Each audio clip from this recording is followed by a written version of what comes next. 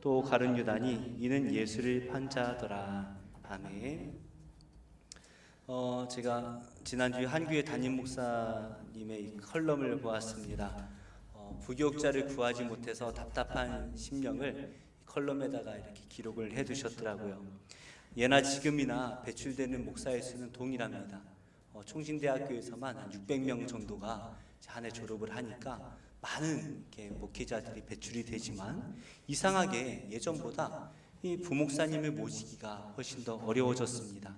그 이유를 여러 목사님들이 분석을 했는데요. 사실 예전에는 목사가 되기 위해서는 엄청난 헌신이 필요했고 아무나 할 수가 없죠. 시험을 봐도 신대원이 4대1, 5대1 해서 한 600명 뽑으면은 몇천 명씩 지원을 해가지고 거기서 선발을 하고 했는데 이제는 목사를 하려는 사람도 별로 없고 그러다 보니까 1.1대면 웬만하면 붙는 거예요. 공부만 조금만 하면 다 합격을 하고 정말 사명을 가지고 내가 정말 목숨 걸고 하겠다라는 목사님들이 점점 줄어들고 있다라는 것이죠. 그러다 보니까 예전에는 부목사님들 사례가 많이 적었잖아요. 제가 어릴 때만 해도 옛날이니까 비교하기가 참 어렵지만 초등학교 때 이렇게 그 부목사님 월급을 35만 원을 봉투에 이렇게 담아서 드리는 걸 제가 이렇게 봤는데 그걸로 한 가족이 이렇게 참 생활한다라는 것이 정말 어렵습니다. 그러다 보니까 교회에서 쌀도 주시고 그저 이렇게 신방 갈 때마다 이렇게 조금씩 이렇게 드리기도 하고 그랬던 예전의 모습들이 있는데 정말 하나님의 은혜가 아니고서는 살 수 없는 그러한 목회자의 길, 정말 기쁨으로 오직 하나님만 바라보며 순종하고 감당했던 그것이 목사의 길이었습니다. 그런데 지금은 변했다는 거예요. 많이 변했죠. 목사님들도 넉넉하십니다. 담임 목사님들 보면 규모가 그죠 어느 정도 이상만 되면 전혀 부족함 없이 좋은 집과 좋은 차와 또 사례도 이렇게 부족하지 않게 넉넉하지 않을지 모르겠지만 부족하지 않게 이렇게 드리게 됩니다. 그러다 보니까 대형 교회들은 부목사님들도 사례를 부족하지 않게 드리죠. 그렇죠? 생활이 가능하실 정도로 이렇게 드리다 보니까 다들 대형 교회를 찾아서 떠납니다. 신대원을 나오고 부목사님이 되면 이왕이면 좀 큰 교회 가서 목회를 하는 것이 좀 앞길도 열리고 또 생활적으로도 부족하지 않다라고 이제 생각을 하는 것이죠. 그리고 근데 생각해 보면 대형 교회가 몇 개나 돼요, 그죠? 몇 개 안 되잖아요. 그러니까 이제 나머지 목사님들 가운데 또 소명을 가진 분들, 그분들이 이제 몇 분 안 되는 이분들이 또 교회 중소형 교회 가서 또 사역을 하시면 나머지 많은 부교육자들이 사역을 안 하고 있다는 거예요. 왜 그럴까? 왜 이렇게 600명이나 되는 신학생들이 배출이 되는데 왜 그들 가운데 많은 수가 사역을 하지 않는가? 그래서 요즘 신학생들이 왜 사역지를 열심히 찾지 않고 간절하지 않은가 봤더니 요즘은 주식도 하고 코인도 하고 그래가지고 신학생들도 부족하지 않다는 거예요. 그리고 회사 생활을 하다 오신 분들은 또 모아놓은 게 있고 그러다 보니까 좀 이왕이면 유학도 가서 큰 교회 아니면 교수가 되려는 꿈들을 가지고 있지 작은 교회에 개척을 해서 이렇게 내가 하나님 사역을 힘들게라도 하겠다라는 그런 소명을 가진 분이 많지 않다라는 것입니다. 또한 내가 이 적은 사례비를 받을 바에는 차라리 아르바이트를 하겠습니다. 그런다는 거예요. 신경 쓸 것도 없고 사역이 힘들잖아요. 그러니까 그렇게 힘들게 사역하느니 알바를 해서 생계를 유지하겠습니다. 그런다는 거죠. 물론 여전히 훌륭하신 신학생들이 많이 있기 때문에 그 자리가 채워지고 있는 겁니다. 그런데 저는 이 글을 읽고 좀 마음이 불편해지기 시작을 했어요.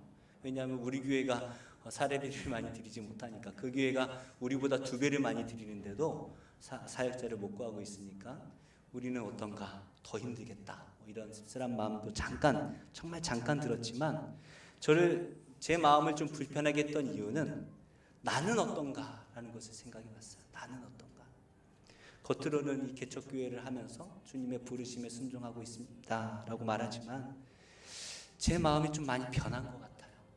10여 년 전에 아골골짝 빈들에도 복음 들고 가오리다 이 마음 가지고 하나님 어디에 개척을 시키든 제가 개척하겠습니다. 그래서 제가 개척지를 알아볼 때 제일 먼저 알아봤던 데가 안양에서 가장 가난한 동네가 어디인가 알아봤더니 거의 재개발한다고 땅까지 다 올라가지고 딴 데보다 더 비싸요. 그래서 이게 안 되겠다. 가난한데 땅값은 비싸요. 그래서 안 되겠다. 그렇게 생각을 한 적도 있습니다만, 생각해 보면 제 안에 욕심이 없겠습니까? 저도 인간이고 욕심이 많이 있습니다. 저도 큰 교회 담임 되고 싶은 마음 왜 없겠어요? 아마 지금이라도 전화 와서 김현기 목사님, 저희 교회 크진 않지만 그래도 사례비 넉넉하게 드리고 또 건물도 있고 적지 않은 교회인데 와서 담임해 주세요라고 하면 아마 저 내일이라도 갈지도 모릅니다. 그런데 그래서 그렇겠죠? 그래서 제 마음이, 오늘 말씀이 저를 불편하게 하는 거예요. 묵상하면 할수록 제 마음이 불편해집니다.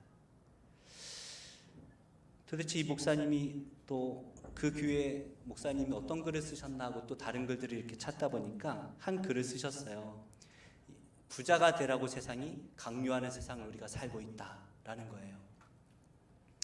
그래서 우리가 다 부자가 되어야만 할 것 같고, 그렇지 않으면 낙오자가 되는 것 같고, 심지어 교회를 다니는 성도들도 그 세상의 부자의 기준에 도달하지 못하면 믿음이 없이 낙오자가, 신앙적으로도 낙오자가 된 것처럼 그렇게 살고 있는 세상을 우리가 살고 있다는 것이죠. 그랬더니 이 방명록의 한 분이, 누구신지는 이름이 안 나와 있는데, 그분이 비난하는 글을 올리시더라고요. 목사님, 세상 사람들이 부자가 되기 위해서 얼마나 많이 노력하는지 아십니까? 부자가 돼서 그 돈으로 많은 어려운 이웃들을 헌금해서 섬기면 그것이 더 큰 사랑 아니겠습니까? 라고 하면서 비난을 하시더라고요. 그런데 그 글을 잘 들어보니까 과연 정말 그 돈을 버는 목적이 어려운 이웃들을 위한 것일까? 라는 마음이 들었습니다. 제가 그 목사님의 글을 몇 번이고 다시 읽어봤어요. 도대체 비난받을 부분이 어디길래 성도가 이렇게 말을 했을까?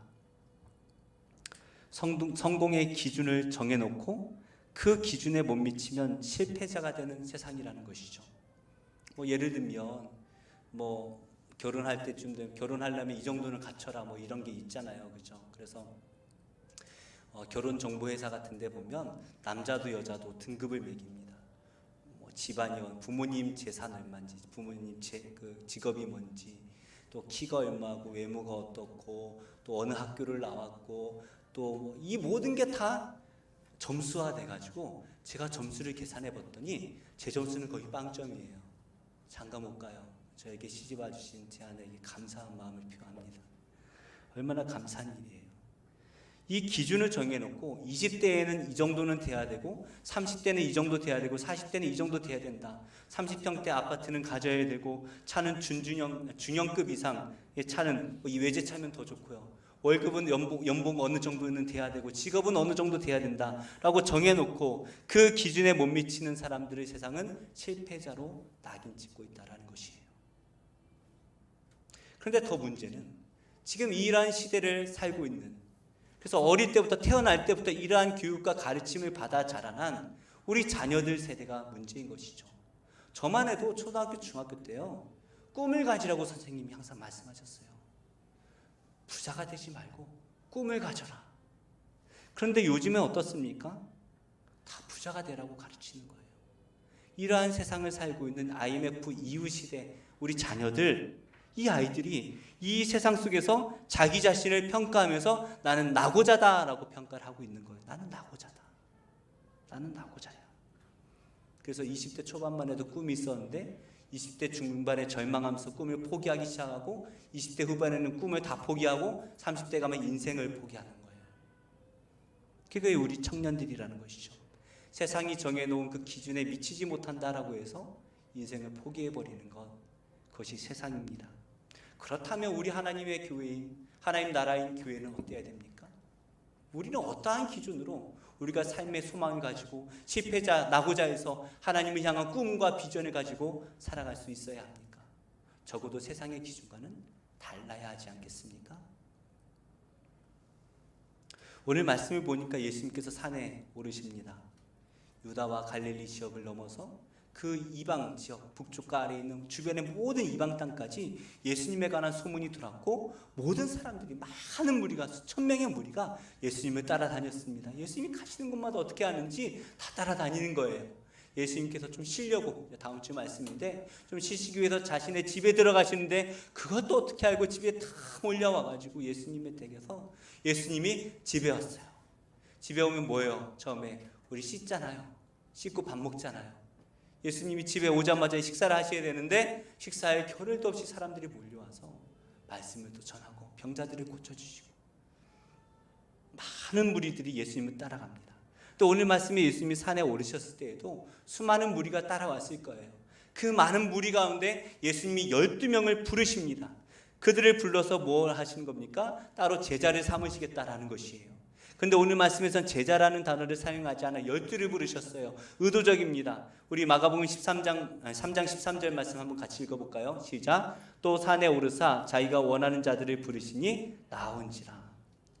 도대체 예수님은 어떤 사람을 자신의 제자로 일꾼으로 부르셨을까요? 이 말씀을 보니까요, 두 단어가 나와요.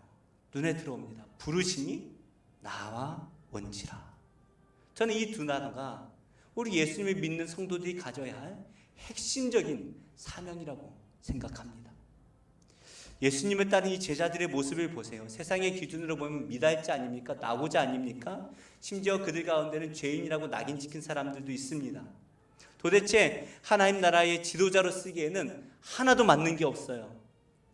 누가 메시아의 제자가 될 수 있습니까? 누가 하나님 나라의 지도자가 되어야 합니까? 누가 하나님 나라 백성이 될 수가 있습니까? 적어도 이 당시 이 기준으로 보면 이 12명은 한 명도 해당되지 않는다는 것입니다. 학식도 없어요. 로마를 견제할 수 있는 돈이나 권력도 없습니다. 율법을 다 지켜내는 자들도 아니에요. 다 부족해요. 신앙적으로나 세상적으로나 모든 것이 다 부족해 보입니다. 그렇다면 지금 우리는 누가 하나님 나라의 백성이 될 자격이 있다라고 생각하십니까? 이 시대에 하나님 나라 백성이 될 자격이 있는 사람은 누가 있습니까? 누가 하나님 나라에서 지도자가 될 자격이 있다라고 생각하십니까? 목사님, 그래도 세상에 볼 때 부끄러움은 없을 정도는 돼야 되지 않겠습니까? 목사님, 그래도 세상의 기준에 이 정도는 돼야 되지 않겠습니까? 아마 제가 첫 사역지였던 것 같습니다. 예전 교회에서 권사를 선출을 했는데 권사 피택자 명단이 없었는데 이렇게 권사 위임식 할 때 명단에 들어가시는 거예요. 그래서 이상하다, 왜 그래요? 부목사님께 여쭤봤더니 하시는 말씀이 이번에 말고 이전에 피택이 되셨대요. 투표를 해가지고 권사로 피택이 되셨는데 1,000만 원씩 내야 되는데 1,000만 원이 없어가지고 그 다음에 받기로 했다는 거예요. 그래서 이번에는 이제 자녀들이 17반으로 돈을 모아서 1,000만 원을 모아가지고 이번에 이제 권사님이 되시는 거예요. 1,000만 원이 없어서 하나님의 일꾼이 될 수가 없다라고 한다면 그건 교회가 아니죠. 세상이죠. 세상적으로는 훌륭한 기준이지만 교회에서는 빵점짜리 기준인 것입니다. 권사가 뭡니까? 하나님의 일을 하라고 시키는 게 권사인데 돈이 없어서 안 시킨다면 그게 교회입니까? 뭐 하는 거예요? 세상 일 하는 겁니까? 만약 제가 그 자리에 있었다면 그랬을 것 같아요. 우리가 100만 원씩 더 내서 도와줍시다. 그게 하나님 나라 아닙니까? 그런데 예수님께서 그런 제자들, 세상의 기준으로 보면 하나도 맞지 않는 이 제자들을 부르십니다. 세상에서 낙오자들이에요. 하지만 예수님께서 그들을 부르실 때 그들이 어떻게 합니까? 부르시니 나오니라. 부르시니 나온지라. 예수님이 부르시는데 나아가는 거예요. 예수님이 부르실 때 나아가는 것, 저는 이것이 믿음이라고 생각을 합니다. 우리가 요즘 아브라함과 이삭과 리브가에 대한 말씀을 뒤로 묵상하고 있지 않습니까? 아브라함이 75세가 되었을 때 하나님이 그를 부르십니다. 정말 잘 먹고 잘 살고 있었어요. 자신의 집안에서, 그 땅에서, 대대로 살던 그 땅에서 잘 먹고 잘 살았어요. 그런데 하나님께서 갑자기 부르셔서 어디로 간다라고 말씀도 안 하시고 따라오라. 그냥 순종하고 따라가는 거예요. 그게 당시에 쉬운 일입니까? 지금은 뭐 비행기 타고 미국도 가서 살고 뭐 필리핀 가서 살고 아프리카 가서도 살지만 이 당시에 그 목숨을 내어놓는 일이고 실제로 아브라함이 몇 번이나 목숨을 잃을 뻔했어요. 그렇지만 하나님 말씀이니까 믿고 떠나는 거예요. 이게 믿음입니다. 이 믿음이 리브가에게도 나타나지 않습니까? 그냥 아브라함이 와서 말한 것도 아니에요. 아브라함의 종이 와서 하나님이 인도하셔서 당신을 이삭과 짝이 되게 하셨소라고 하니까 그냥 아멘하고 떠나는 거예요. 이게 무슨 믿음이에요?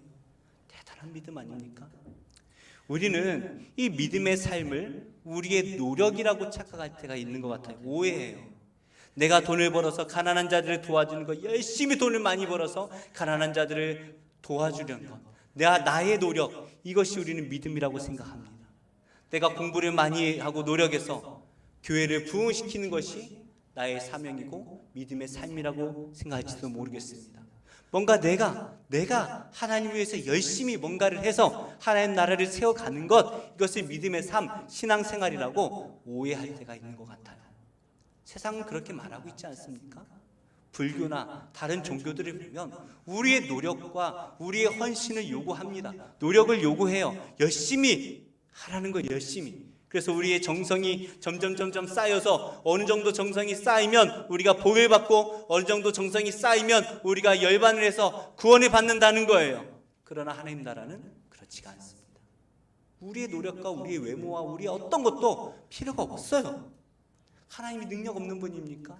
우리 하나 그렇게 못하실 분입니까? 그렇지 않잖아요. 예수님께서 부르실 때 나아가는 것, 이것을 믿음이라고 말씀하시는 거예요. 그게 뭐예요? 우리의 노력이 필요합니까? 우리의 가진 게 필요합니까? 우리의 외모가 필요합니까? 아니에요. 부르실 때 나아가는 것, 이것을 믿음이라고 말씀을 하십니다. 그래서 우리가 매일마다 주의 음성을 듣기 위해 노력하고 말씀을 묵상하며 기도하며 이것이 하나님의 뜻이라고 생각한다면 그냥 순종하는 거예요. 부르시니 나아가는 거예요. 이게 믿음이라는 것입니다. 이 당시 종교 지도자들은 무엇입니까? 내가 노력해서 그만큼 올라갔어요. 내가 노력해서 많은 믿음을 가졌다고 생각을 했어요. 그러다 보니까 예수님이 부르시는데 나아가지 못하는 것입니다. 한 부자 청년이며 관료인 사람이 있었습니다. 예수님께 나아가서 예수님, 제가 주님 어떻게 해야 구원을 영생을 얻겠습니까? 먼저 예수님께 와서 물어봤어요. 그랬더니 예수님 뭐라고 말씀하십니까? 다 버리고 나를 따르라. 돈도 많았어요. 세상적으로 보면 사회적 신분도 좋았습니다. 고위 관료예요. 신앙도 좋습니다. 어릴 때부터 율법을 어긴 적이 없어요. 그러다 보니 아마도 제 추정이지만 자신이 번 돈의 일부를 가난한 자들을 위해 열심히 구제하는 일에 힘을 다했을 거예요. 어쩌면 이 지금 한국 교회가 가장 이상적으로 생각하는 믿음의 표본이 바로 이 부자 청년 아니겠습니까? 세상적으로도 잘 돼서 돈 많이 벌어서 어려운 자들을 도와줘라. 하나님의 마음으로 그렇게 살아라. 세상 것도 누리고 신앙생활도 열심히 해라. 이게 우리가 만들고 싶어하는, 교회가 만들고 싶어하는 가장 이상적인 믿음의 표본 아닙니까? 그러다 보니 부자 청년이 되지 않으면 교회에서도 힘이 없는 거예요. 교회에서도 좌절하는 거예요. 청년들이 교회를 떠나가는 거예요. 교회도 똑같다라고 말하는 것이죠. 예수님께서 그 청년에게 재산을 다 팔아서 가난한 자들에게 나눠주고 그 다음에 나를 따르라 말씀하시는데 그 청년이 어떻게 합니까? 자기가 부자이기 때문에, 가진 재물이 많기 때문에 고민하고 근심하며 돌아갔습니다. 따르지 못했어요. 지금 한국교회가 만들려고 하고 있는 그 부자 청년들을 향해서 예수님이 나오셔서 야, 너의 재물을 다 나눠주고 나를 따르라 말씀하신다면 이 청년들이 뭐라고 반응할까요? 예수님 안 믿어요. 그런 예수님 싫어요. 저는 부자 만들어주는 예수님 좋아요. 그런데 그런 예수님 없어요. 사탄만이 할 수 있는 일입니다. 그런데 예수님의 제자들은 어떻습니까? 부르시니 나아갑니다. 자기의 재산도 가족도 직업을 버리고 다 버리고 그 예수님을 따라갑니다. 왜 그랬을까요? 도대체 이 제자들이 왜 그랬을까요? 예수님이 누구이신지 믿었기 때문이죠. 주는 그리스도시요 살아계신 하나님의 아들이십니다. 이 마태복음 16장 16절에 이 베드로의 고백이, 이 제자들의 신앙 고백이기에 예수님이 나를 따르라 말씀하실 때에 언제 어디서든지 부르시기만 하면 제가 따르겠습니다라는 준비가 되어 있는 것이에요. 우리는 무엇인가를 하는 것이 믿음이고 신앙생활이라고 생각을 해서 많이 벌고 많이 배워서 많이 전하는 게, 하나님의 많은 일들을 감당하는 게 하나님께 복된 삶이다라고 착각하고 살고 있습니다. 그러나 예수님이 우리에게 바라시는 것은 간단합니다. 따라오라는 것이죠. 우리 14절과 15절 말씀 우리 함께 읽어볼까요? 14절, 15절. 네, 넘기다 보면 나옵니다. 네, 함께 읽겠습니다. 시작. 이에 12를 세우셨으니 이는 자기와 함께 있게 하시고 또 보내사 전도도 하며 귀신을 내쫓는 권능도 가지게 하려 하심이라. 예수님이 부르시는 목적은 나와 함께 하자는 거예요. 자기와 함께 있게 하신다. 이게 무슨 뜻일까요? 동행한다라는 것이죠. 예수님의 마음을 품고 예수님의 그 사명을 가지고 예수님이 주시는 그 사명으로 세상을 살아가는 거예요. 한마디로 예수님의 뜻대로, 주의 뜻대로 살아가는 것, 이것이 우리에게 주신 삶의 목적이다. 하나님 백성이 마땅히 가져야 할 마음이다 라는 것이죠. 주님 뜻대로 살기로 했네. 주님 뜻대로 살기로 했네. 주님 뜻대로 살기로 했네. 이것이 우리의 고백이 되어야 하는 것이죠. 그래서 우리는 생각할 때 돈을 많이 벌어서 어려운 사람들 많이 도와주는 게 우리는 사랑의 행동입니다 라고 착각을 하지만 아무리 돈을 많이 벌어도 그렇게 할 수가 없습니다. 예수님께서 제자들에게 무엇을 주십니까? 귀신을 내쫓는 권능을 주시는 거예요. 하나님 나라의 백성이 가져야 할 것은 돈이 아닙니다. 물질이 아닙니다. 좋은 직업이 아닙니다. 명예와 권력이 아닙니다. 무엇으로요? 귀신을 내쫓는 권능으로 살아가야 하는 것입니다. 우리는 이것을 일로 착각할 때가 있어요. 아, 전도 많이 해야 복을 받구나. 그래서 이단들은 뭐라고 말합니까? 전도를 몇 명 이상 해야 천국 간다라고 가르쳐요. 그래가지고 꼬부랑 할머니들이 90도로 꼬부라지셨는데 전도를 열심히 하시더라고요. 제가 전도하러 막 다니는데 전도를 열심히 하세요. 제가 옆에 지사님께 저분들은 누구신데 저렇게 열심히 전도를 하세요? 그랬더니 여호와 증인이라는 거예요. 한 명은 구원을 시켜야 천국 갈 수 있다라고 해서 그렇게 열심히 전도를 하는 거예요. 저도 우리 교회에다가 10명 정도 해야 천국에 갑니다라고 말하면 붕이 될까요? 저는 지옥에 갈지 모르겠지만 예수님이 12를 세우시는데요, 이들에게 전도를 하라고 말씀을 하십니다. 그런데 전도가 일이 아니에요. 제가 말씀을 이렇게 묵상하다 보니까 전도는 축복이구나. 전도는 복이에요. 예수님이 12를 세우시잖아요. 예수님이 산 위에 계시고 12명을 부르셨습니다. 12제자가 아니라 12명을 부르셨어요. 12명을 부르셔서 그들을 하나님 나라의 지도자로 세우시는 것입니다. 이제 하나님 나라가 시작이 된 거예요. 예수님이 산에 올라가셨습니다. 산이란 곳이 뭡니까? 세상과 구별된 곳이에요. 그러니까 이제 이 세상이 아니라 산 위에 하나님 나라가 시작이 되었습니다. 예수님 왕이신 예수님이 서 계십니다. 그 앞에 12명의 지도자를 부르셨어요. 그리고 그 제자들에게 전도하라고 말씀을 하시는 거예요. 권능도 주셨어요. 이것이 축복입니다. 왜 그렇습니까?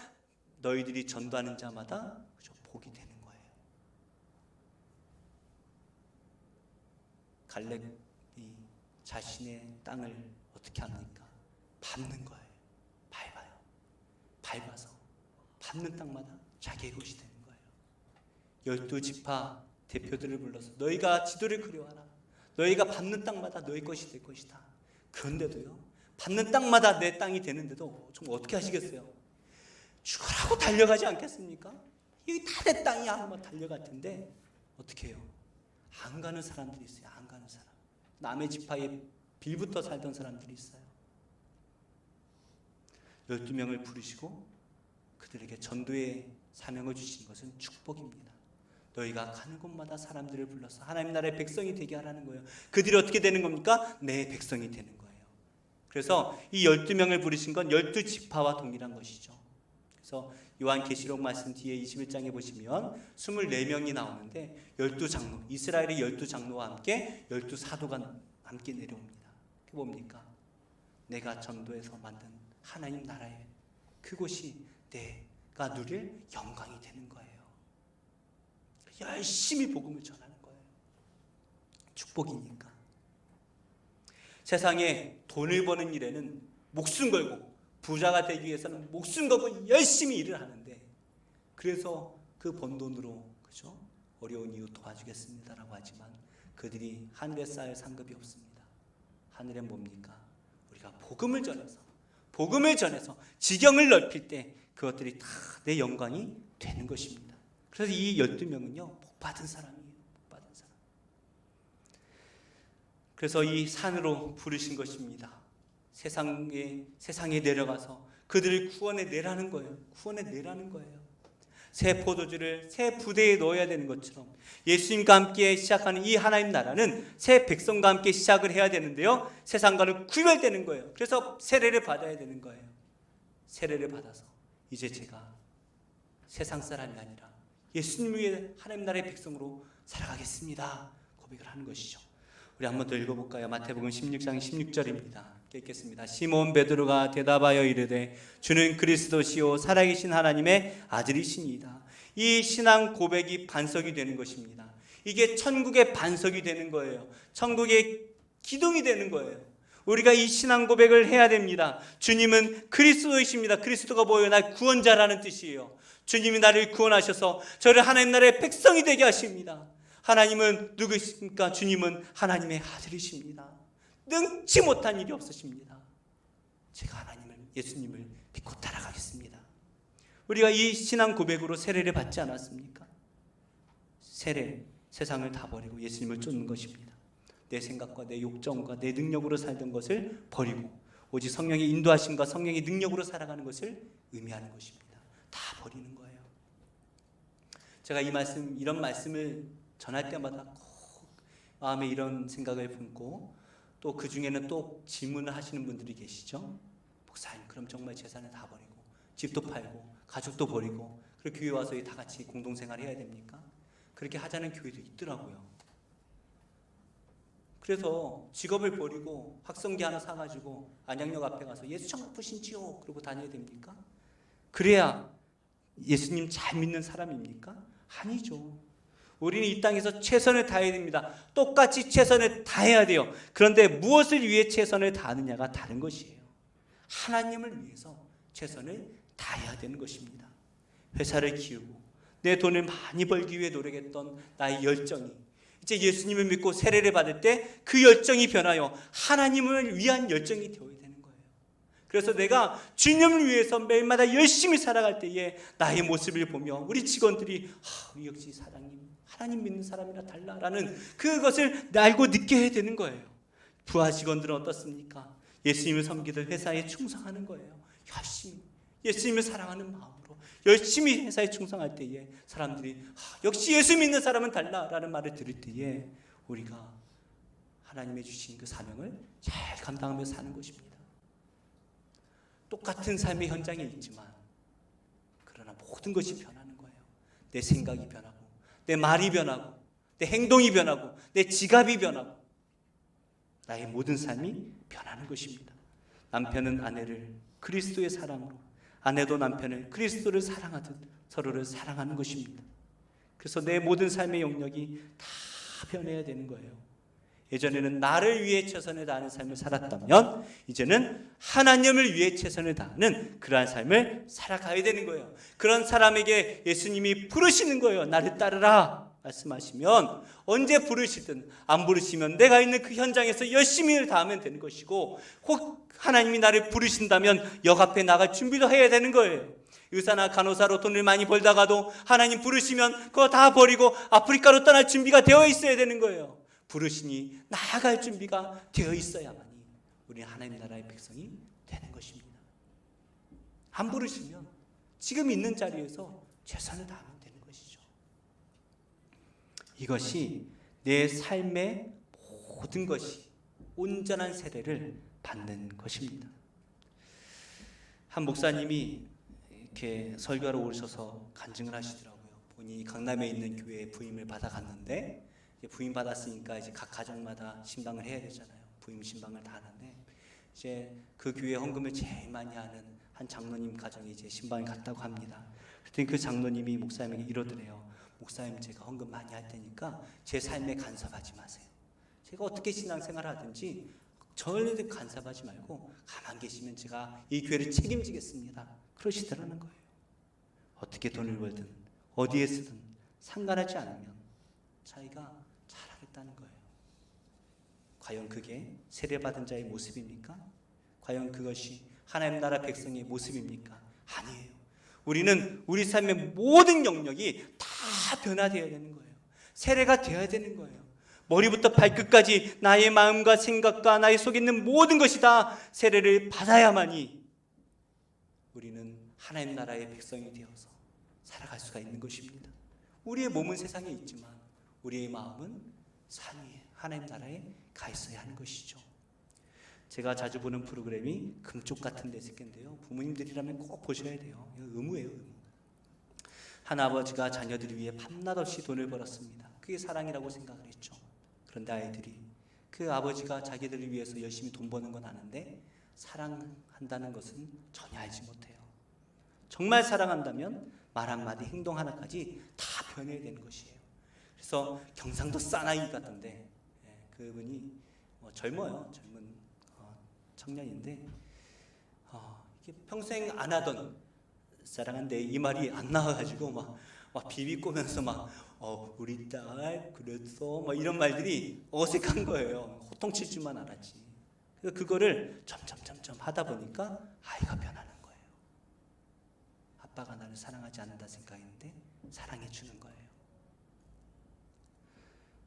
사랑은 모든 것이 변하는 것입니다. 마찬가지로 우리가 하나님 나라의 백성이 된다라는 것은 우리의 모든 삶의 영역을 다 하나님께 드리는 것을 의미하는 것이에요.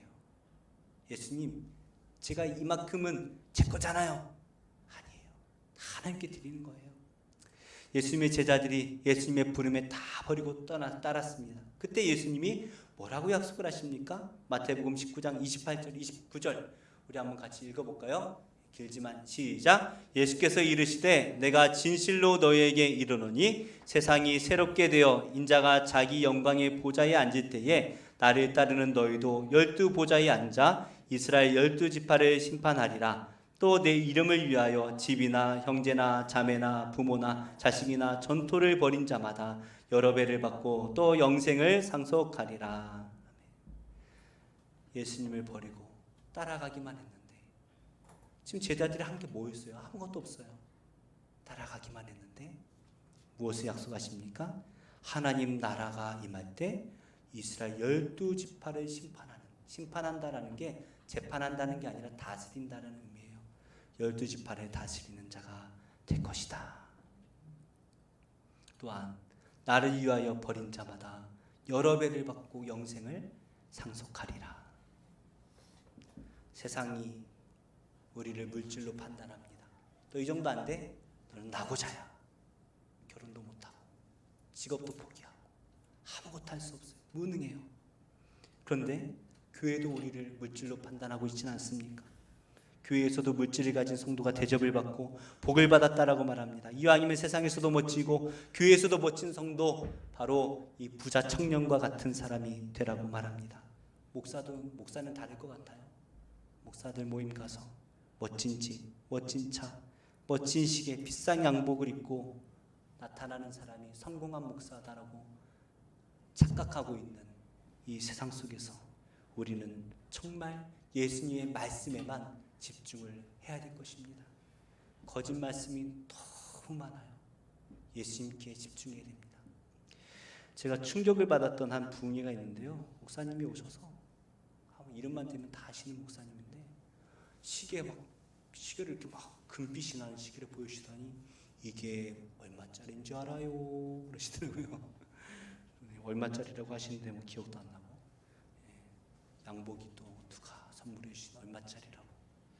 그래서 제가 그때부터 말씀이 안 들리는 거예요.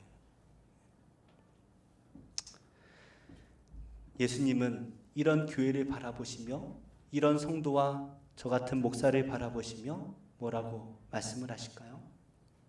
오늘 말씀에 보니까 12명의 제자들의 이름이 기록되어 있습니다. 베드로는 십자가에 거꾸로 매달려 죽었다라고 알려지고 있죠. 야고보는 제자들 가운데 최초로 순교한 제자입니다. 요한은 밤모섬에 유배되어 감옥 생활을 하다가 오래 살다 죽었습니다. 전혀 알지 못했던 땅끝이 스페인이라고만 생각했는데 전혀 알지 못하는 동방의 어느 지역까지 교회를 세우고 복음을 열심히 전하다 죽은 이름 모를 제자들도 수없이 많이 있습니다. 그들은 모두 하나님 나라에서 12지파를 받게 될 것입니다. 이 땅에서는 실패한 인생, 나고자, 바보 그렇게 여길지 몰라도 하나님 나라에서는 이 같은 자가 없을 것입니다. 그리고 마지막에 한 사람이 소개되고 있는데요, 바로 가룟 유다입니다. 그에 대한 소개를 뭐라고 말씀하고 있습니까? 예수를 판 자더라. 이게 성경에 기록돼서 지워지지도 않아요. 예수를 판 자더라. 아직 팔지도 않았는데 예수를 판 자더라. 예수님을 측근해서 따라다녔지만 가룟 유다는 끝까지 재물을 버리지 못합니다. 결국 그는 예수를 판 자로 죽게 됩니다. 우리가 예수님을 믿어 세상의 부자가 되기를 원한다면 우리도 예수님을 팔고 있는 것 아닐까요? 예수님을 팔아서 부자가 되고 싶어하는 그것이 우리 아닙니까? 그런데 가룟 유다만 여기 해당되나요? 베드로는 어땠습니까? 요한은 어땠습니까? 그러나 그들은 성령으로 변화되어 예수님을 위해 목숨을 내놓는 자가 되었습니다. 저도 복음을 전한다고 늘 말로만 하고 있는 것 같아요. 우리 간판에 보면 교회 이름 아래 Pure Gospel이라고 적혀 있어요. 순전한 복음. 제가 순복음 하려다가 이상한데 그래가지고 순전한 복음으로 제가 이렇게 했는데, 늘 순전한 복음만 전하겠다 생각을 하지만 제 마음 안에도 부흥시켜서 큰 교회 목사가 되고 싶은 욕심이 가득하다라는 것을 알고 있습니다. 지우개로 열심히 지우는데 아직도 제 안에 큰 교회 목사가 되고 싶은 마음이 계속 올라오는 것 같아요. 왜 그런지 몰랐어요. 근데 오늘 말씀을 묵상하면서 알겠더라고요. 개척교회 목사가 세상적으로 부끄러운 것 같아요. 예전에 한 교역자가 나가면서 개척교회 목사가 라고 저한테 한마디 했던 게 마음에 깊이 상처가 남은 것 같습니다. 그래서 생각해보면 저부터가 예수님을 온전히 따르지 못하고 온전히 변하지 못한 것 같아요. 그래서 오늘 말씀이 위로가 됩니다. 저같이 못난 자도 예수님이 제자로 삼으시는구나. 저같이 못난 자도 교회에서는 목사라고 되는구나. 예수님은 누구나 제자로 부르십니다. 조건은 하나예요. 누구나 부르시는데 제자가 되는 조건은 하나입니다. 부르실 때 나아가는 자만이 하나님 나라의 백성이 될 줄로 믿습니다. 사랑하는 성도님들, 지금 나의 모습을 보고 좌절하지 마세요. 세상은 우리를 좌절시킵니다. 너 얼마 없지? 이거 없지? 이거 없지? 좌절시키고 포기하고, 그 말을 듣다 보면 나 스스로도 이게 없어서 나는 힘들어, 이게 없어서 나는 포기해야 되나 봐, 내 인생은 실패한 인생이야 라고 생각할지 모르겠지만 우리 예수님께는 그게 아니야. 내가 부를 때 나오는 자가 성공한 인생이야. 이렇게 말씀을 하시는 거예요. 우리 예수님께 매일마다 말씀을 묵상하며 매일마다 주님 앞에 나아가는 복된 인생 되시기를 축복합니다. 축복합니다. 우리 함께 기도할 때에